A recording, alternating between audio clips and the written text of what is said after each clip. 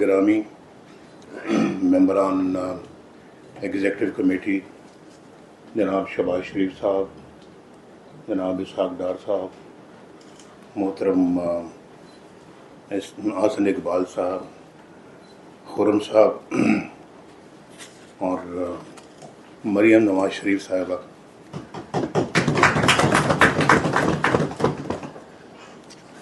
مجھے بہت خوشی ہے کہ میں بہت عرصے کے بعد آج اس چیمبر میں آیا ہوں اور دنیا بدل گئی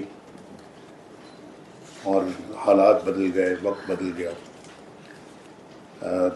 لیکن ماشاءاللہ چیمبر دن بدن بہتر سے بہتر مجھے نظر آتا ہے، اور آج میں آیا ہوں تو مجھے بڑی اچھی ایک خوشگوار ایک حیرت بھی ہوئی کہ یہاں پر ماشاءاللہ پہلے سے مجھے چیمبر زیادہ صاف ستھرا اور زیادہ خوبصورت نظر آیا ہے۔ ایک یہ جاندار چیمبر بنے، پاکستان کی اکانومی جاندار ہوگی تو چیمبر بھی جاندار ہوگا، اور پاکستان کی انڈسٹری جاندار ہوگی تو چیمبر بھی جاندار ہوگا۔ پاکستان کی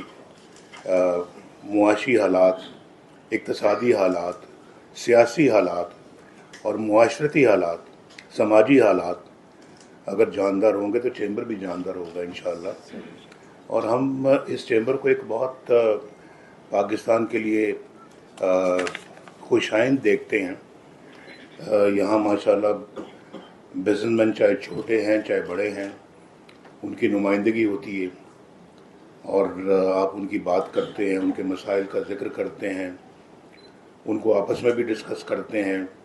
ان کے حل کے بعد کروانا شروع کر دیا کہ ہمیں اب یہاں نہیں، کیونکہ یہاں تو اب کچھ باقی رہا ہی نہیں ہے، کسی ایسی جگہ پہ جائے جہاں پیسہ زیادہ بنتا ہے، کیونکہ وہاں تو ہم نے یہ بھی کہا تھا کہ جی آپ نے ملک کے اندر آنے والے پیسنجرز کو، پاکستانیوں کو بھی آپ نے نہیں پوچھنا، یہ ڈبہ کھول کے دکھاؤ کہ اس کے اندر کیا ہے۔ ہم نے خود اپنے لوگوں کو جو ہے نا وہ جان بوجھ کے ہیرا پھیریوں پہ آمادہ کیا، ہیرا پھیریوں کے لیے ہم نے ان کو موقع فراہم کیا۔ تو یہ اپنا جو ہے نا اس طرح کی پابندیاں ہم نے میں نے تو ابھی 1990 کو کتنے سال ہو گئے، اس وقت میں تو 32 سال ہو گئے، تو 32 سال سے پہلے جو 40 سال تھے وہ ہم نے وہی اپنا اسی جو ایک دائرے میں اپنے لوگوں کو رکھا، اپنے معاشرے کو رکھا، اپنے ملک کو رکھا، اس میں قید کیا ہوا تھا۔ یہ پہلی دفعہ آزاد کیا ہم نے، پہلی دفعہ یہ بھی ہم نے کام کیا اور کہا جو انڈسٹری میں انویسٹ کرے گا گورنمنٹ نہیں پوچھے گی کہ یہ پیسہ کہاں سے آیا ہے۔ ذرا زور سے بجائیں تاکہ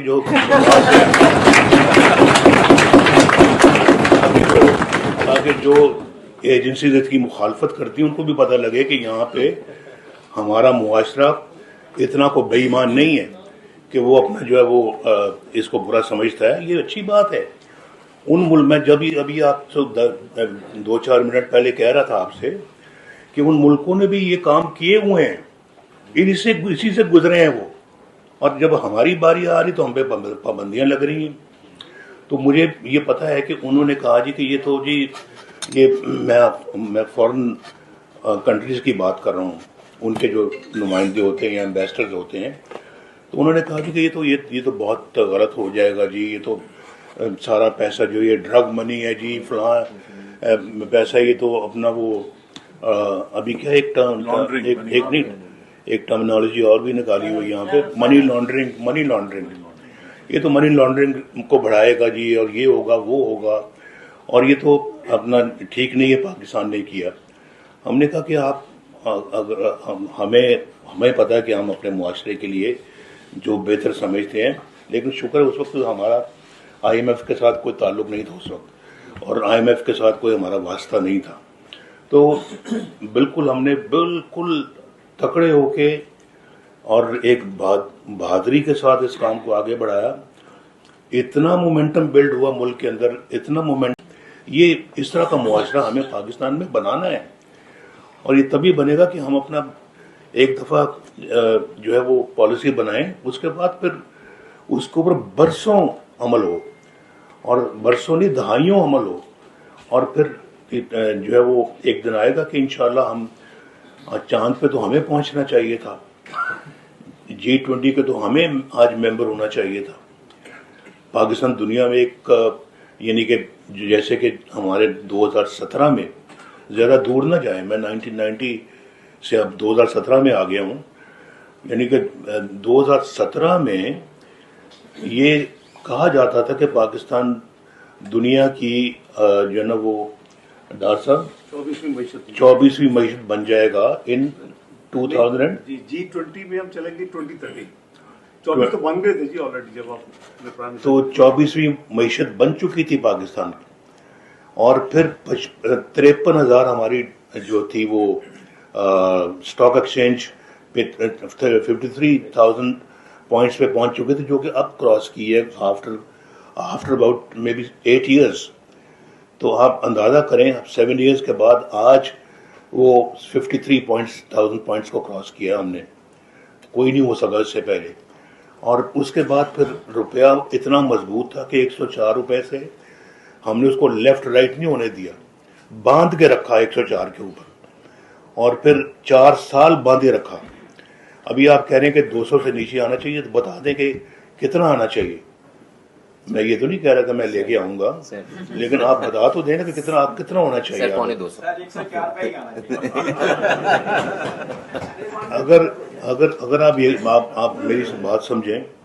اگر 1990 والا مومنٹم جاری رہتا تو آج 104 نہیں, آج روپیہ شاید 50 روپے کا, ڈالر 50 روپے کا ہوتا اس ملک میں, شاید اس سے بھی کم ہوتا. اور پھر اس کے یعنی اس کا مطلب یہ نہیں کہ ایکسپورٹر کو نقصان ہوتا, ایکسپورٹر بھی اسی حساب سے اسی تناسب سے کما رہا ہوتا, کوئی اپنا, اور چیزیں بھی یہاں سستی ہوتی, مہنگائی بھی نہ ہوتی, انفلیشن بھی نہ ہوتی, اور ملک کے غریب آدمی بھی سکھ کا سانس لے رہا ہوتا, امیر بھی سکھ کا سانس لے رہا ہوتا, سب یہاں پر ماشاءاللہ خوشحالی کی طرف آگے بڑھ رہے ہوتے. اور پھر جو ہے وہ ملک دنیا کے اندر ایک مقام رکھتا.